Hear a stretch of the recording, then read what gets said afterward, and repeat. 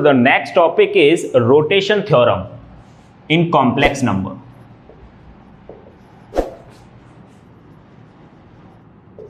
है ना, ये बहुत ही अमेजिंग टॉपिक है।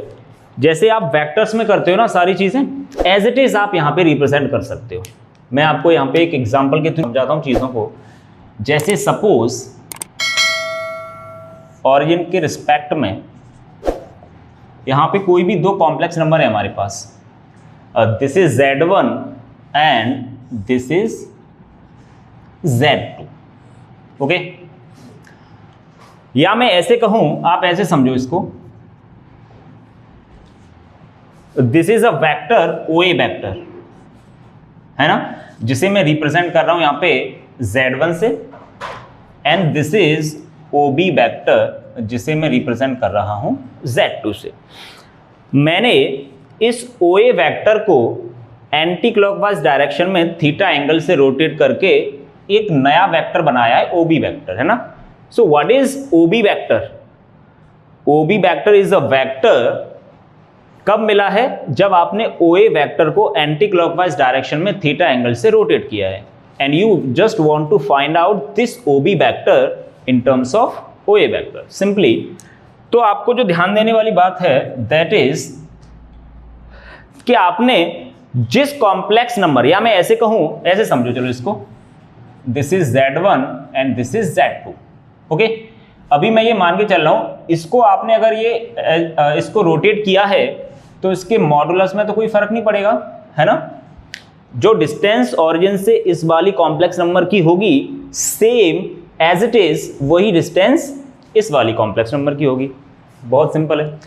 सो आप इसमें यहाँ पे चलो मॉडुलस ऑफ Z2 लिख देता हूँ। तो आपको ध्यान ये रखना है, अगर इस कॉम्प्लेक्स नंबर से आप इस कॉम्प्लेक्स नंबर पे जा रहे हो ना, तो इसका रिप्रेजेंटेशन कैसे करोगे? दिस इज Z2, मतलब आप जिसको आपने रोटेट किया है थीटा एंगल, तो फाइनली आप पहुंच क्या रहे हो? ये पॉइंट कहां, ये एरो किधर गया है, उस कॉम्प्लेक्स नंबर को लिखना है। किसके रिस्पेक्ट में घुमाया है? ऑरिजिन के रिस्पेक्ट में। तो यहां पे एक्चुअली आप 0 भी लिख सकते हो, बट फिलहाल इसका कोई मतलब नहीं है ना। Z2 जो नई कॉम्प्लेक्स नंबर मिली, that is Z2 upon modulus of Z2। This is modulus of Z2। किसको रोटेट किया है बच्चों आपने? Z1 को। उसके मॉडुलस से डिवाइड करना न भूले, है ना। e⁻⁻I theta. And what is theta? कितना एंगल आपने रोटेट किया है एंटी क्लॉकवाइज डायरेक्शन में। And what is e⁻⁻I theta? हम लोग बहुत अच्छे से जानते हैं, this is cos theta plus iota sine theta. और modulus of Z1 is equal to modulus of Z2 है, तो आप इसको कैंसिल भी कर सकते हो। सो what is the new complex number? That is Z1 into e⁻⁻I theta.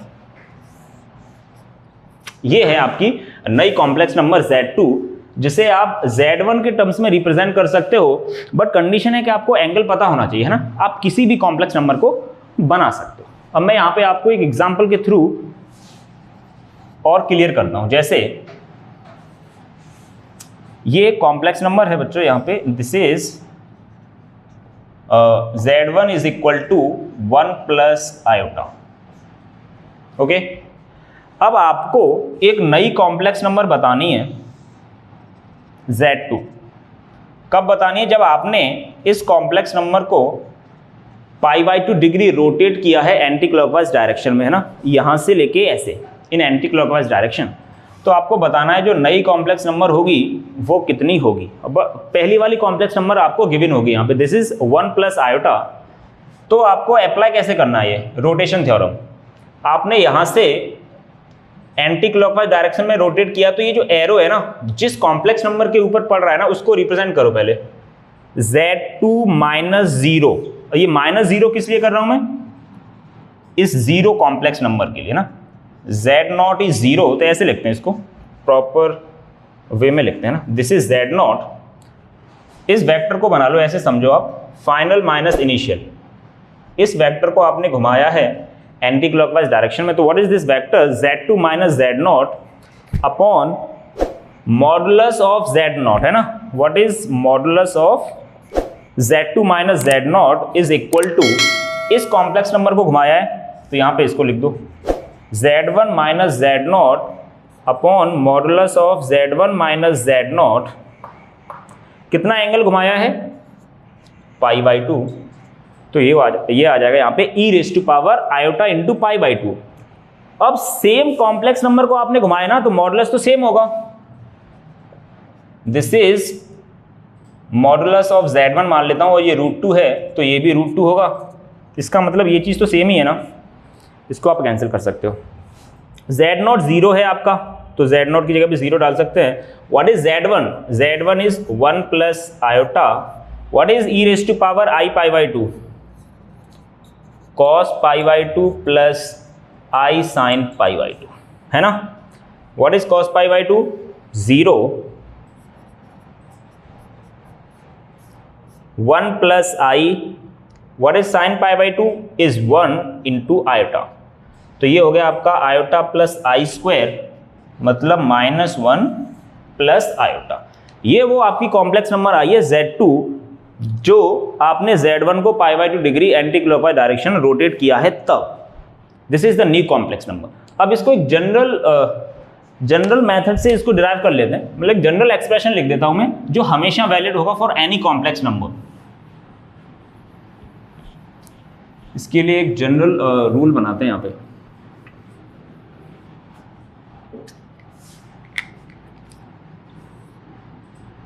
ये Z1 है एंड दिस इज Z2। आपने इस कॉम्प्लेक्स नंबर को, मतलब इसको बोल सकते हो आप Z2 माइनस Z1, अगर एक वेक्टर बनाओगे आप इसके along, that will be Z2 minus Z1। मान लेते भाई आपने इसको ऐसे घुमाया है, एक नई कॉम्प्लेक्स नंबर बनी Z3 theta angle in anti clockwise direction. ध्यान ये रखना है थीटा यहाँ पे एंटी क्लॉकवाइज डायरेक्शन में लिया गया है, अगर क्लॉकवाइज डायरेक्शन में आप लेते हो तो -θ आ जाएगा, बस इतना सा फर्क पड़ने वाला है।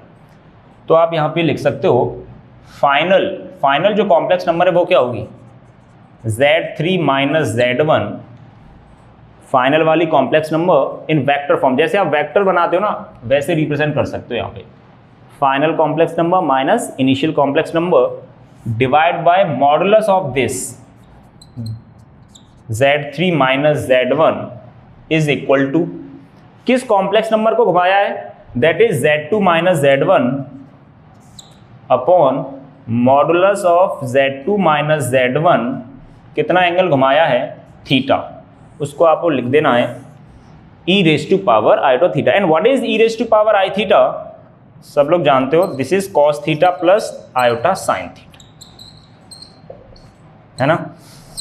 इस तरीके से आप रिप्रेजेंट कर सकते हो। तो बहुत सारे क्वेश्चंस हम लोग करेंगे यहाँ पे, जेई के कुछ क्वेश्चंस भी करते हैं। पहले सबसे आसान क्वेश्चन लेता हूं मैं रोटेशन थ्योरम पे।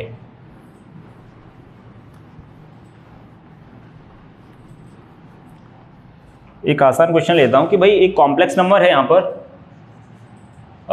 Z1 इज इक्वल टू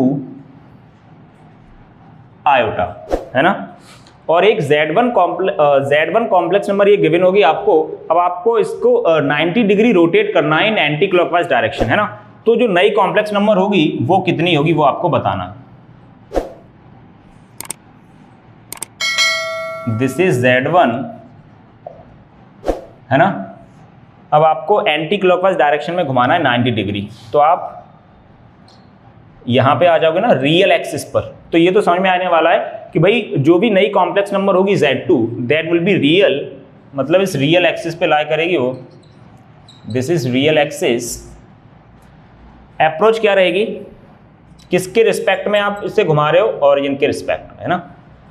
तो एक्सप्रेशन क्या आने वाला है, Z2 मान लेते हैं नई कॉम्प्लेक्स नंबर है, दैट इज Z2 माइनस 0, मतलब इसके अलोंग एक वेक्टर बनाओगे आप ऐसे, upon modulus of Z2 is equal to, किसको घुमाना है आपको, Z1 को, इसके रिस्पेक्ट में mod of Z1 e raise to power i π/2, ये इससे cancel. Z2 is equal to Z1 अपने को गिवन है i, and what is e raise to power iota π/2, this is cos 5/2 plus i sine 5/2. Cos 90 is 0 and this is sin 90 is 1. I into I square, that is -1. So the new complex number is Z2, that is -1. है ना. और भी बहुत सारे questions करने वाले हम लोग नेक्स्ट क्लास में, जेईई मेंस के previous year questions with detail analysis.